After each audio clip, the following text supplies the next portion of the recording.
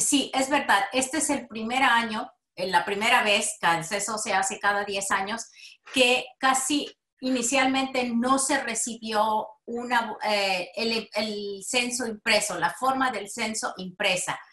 Algunas personas lo recibieron donde pensaron que sería difícil hacerlo, pero la mayoría de las personas recibimos una tarjetita como una postal donde nos decía, conteste el censo, vaya a este sitio de internet y contéstelo.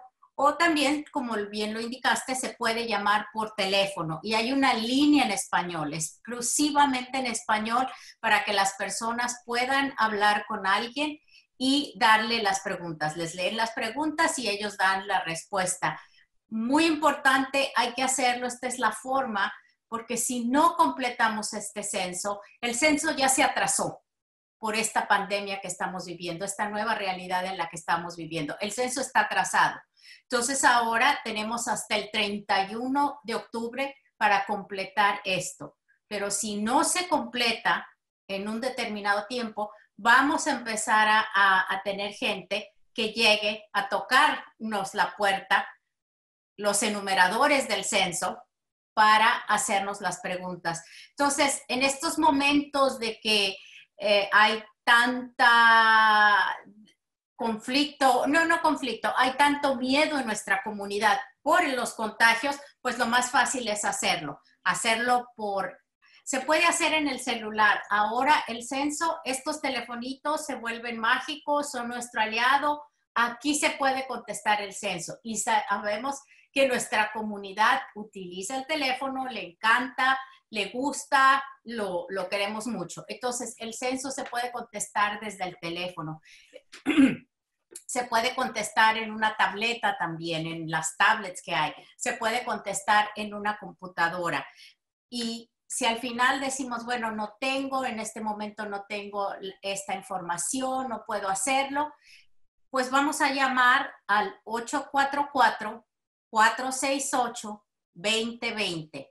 844-468-2020. Y ahí me van a contestar en español para que yo pueda dar el censo. Para que yo pueda dar las respuestas. Por favor, hay que recordarle muchísimo a nuestra comunidad que esto es confidencial, que nadie más va a saber que esta información se usa para datos estadísticos, como tú lo dijiste, para dar dinero para las escuelas, los hospitales, los centros comunitarios, las carreteras, para saber cuántos estamos en este país. Y hablemos, ya que tomas el tema de las preguntas, son fáciles, son 10 preguntas, no son complicadas, como tú lo mencionas, se puede hacer en español y es completamente confidencial. Pero hay una pregunta en particular que es muy importante que contestemos bien, porque eso depende que todos nos hagamos contar. Es muy común en nuestra comunidad latina que alquilemos una habitación, que vivamos con nuestros primos, que tengamos un amigo. Todos los que viven en casa deben hacerse contar. Y muy importante, los menores de 5 años, porque a veces dejamos los más pequeñitos por fuera del censo. Ellos también se hacen contar. Hablemos sobre esta pregunta tan importante y sabemos, como tú lo mencionas, que hubo cambios de fecha debido a la pandemia. ¿Qué debemos tener en cuenta ahora?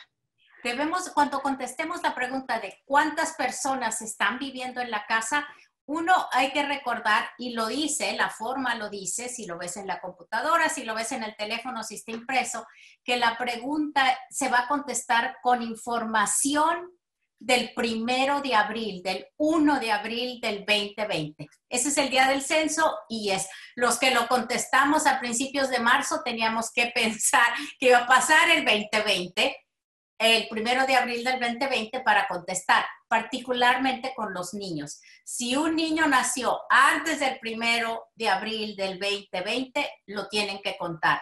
Los niños son muy importantes que se cuenten, todos los niños se tienen que contar. Si, como dices tú, vivimos en familias también mixtas, vive la tía, vive el sobrino, vive la abuelita y el abuelito. Los abuelitos, por favor, hay que contar a los abuelitos y a las abuelitas, porque también en base al censo se da el dinero, se asigna el dinero a las localidades para los programas para las personas de lo que se llama la tercera edad, los abuelitos, algunos decimos nosotros. Entonces, es muy importante que se cuente todo. No importa que sean sus inquilinos, no importa que sea su primo. Si ese día, el 1 de abril, usted tenía viviendo en su casa a su prima y a la familia de su prima, hay que hacerlos contar. Hay que hacerlos contar.